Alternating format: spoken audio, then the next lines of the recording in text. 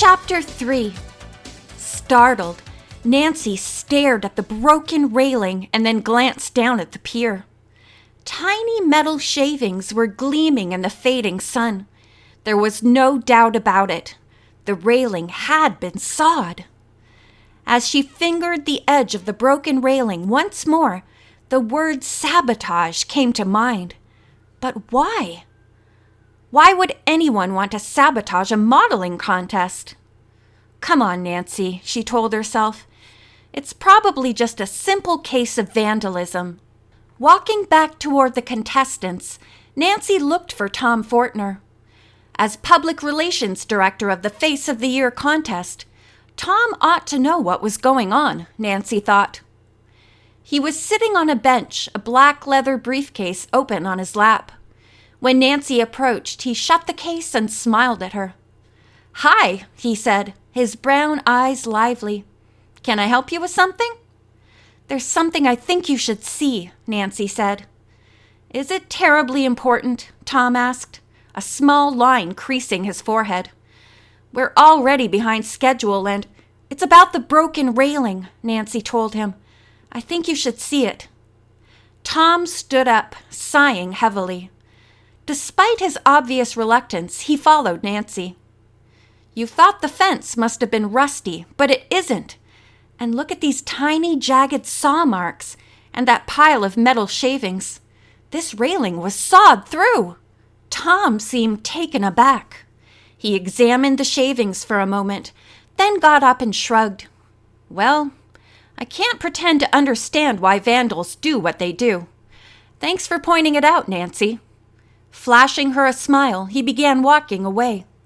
"Wait!" Nancy called, trotting up beside him. "That was a serious accident. Maggie could have been badly hurt." "Yes," Tom replied, walking back to his bench. "She was lucky. We all were." "And what if it wasn't the work of vandals?" Nancy pressed. Tom stopped in his tracks and gave Nancy a startled look. "What's that supposed to mean?" "Suppose someone was out to get Maggie, or one of the other girls. Shouldn't you call the police?" Tom seemed amused. "Young lady, I must say you have quite an imagination. An overactive imagination." "You mean you're not going to tell anyone?" Nancy asked. "Of course I am.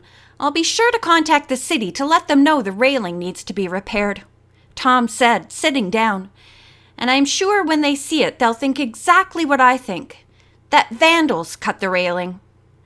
Tom didn't want to talk about it anymore, which he made clear with a pleasant but dismissive smile. "Now I have to get back to some really important work, Nancy," he said apologetically. "Would you like a quick peek at the pairings for tomorrow night's banquet?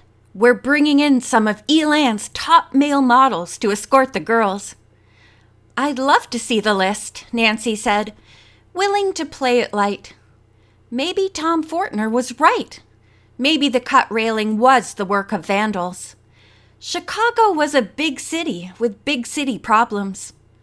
"Can you keep a secret?" Tom winked at her. "Usually," she said, disarmed. Tom fished through his papers and pulled one out. "Here it is, top secret stuff," he said, winking again. "I think Maggie Adams will be happy when she sees this." Maggie Adams had been paired with Roger Harlan. Bess had drawn a fellow named Ernest Mullins. Though Nancy had never heard of him, Bess probably had. She studied fashion magazines and knew every model in the business. They were interrupted then by the sound of one person clapping. Nancy saw the photographer giving the contestants a hand.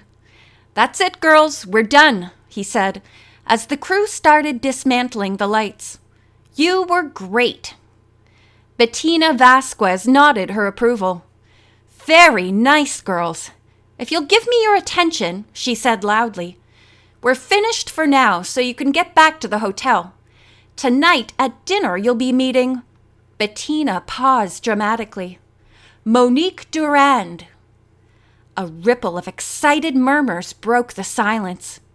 Even Nancy knew that Monique Durand was the head of Elan Modeling Agency. A nod from her could send a girl to the heights of a dazzling modeling career.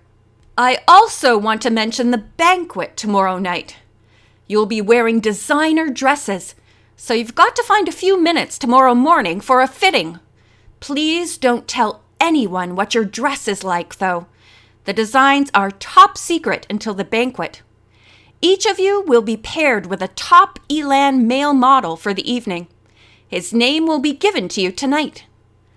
Another excited murmur passed through the group. Nancy noticed Bess's eyes light up. But I'm sorry to say, Bettina went on in an amused but dry voice, only one of you will be lucky enough to get Roger Harlan for an escort.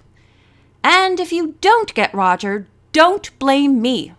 Tom Fortner is making up the pairs. Those are the breaks, girls. Modeling can be a tough business.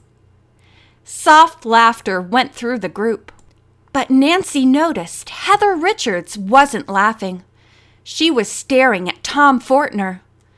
Nancy wondered what Heather's reaction would be when she found out Maggie Adams was to be Roger's date.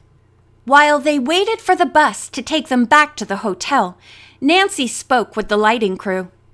"Get the 420s in the truck first, Pat," a middle-aged man was saying to a young man in a plaid shirt. "And have the gaffers roll up the cable."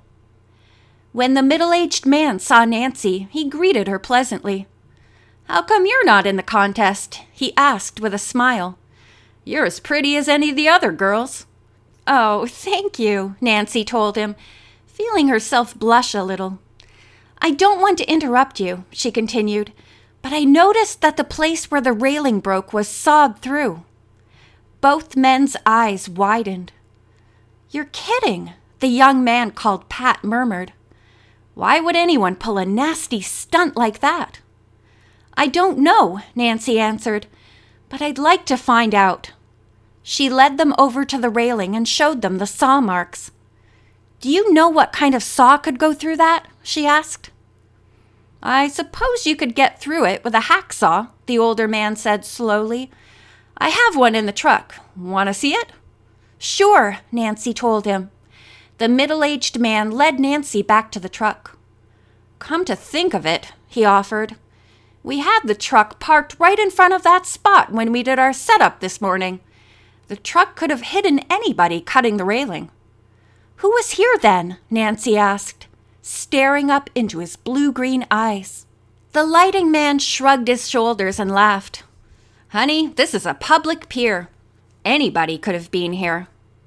He leapt onto the back of the truck and held out a hand for Nancy. She was struck by how immense the truck was. "Now, a hacksaw is a pretty small tool," the lighting man explained, kneeling down beside a large red toolbox. "Let's see." He opened the box and began rummaging around in it. Nancy knelt beside him, leaning over to peer inside. "Here it is," the man said, holding up a small saw with a pistol grip handle. But Nancy wasn't looking at the saw. Instead, her eyes were riveted on the bottom of the toolbox. Reaching in, she picked up a tie tack. Gold initials were set in an onyx base. The initials were R.H. "Is this yours?" she asked the man. He studied the tie tack carefully. "Nope. I don't even wear ties. Besides, my initials are C.M. None of my guys have those initials. But Nancy knew someone who did. Roger Harlan." End of chapter 3.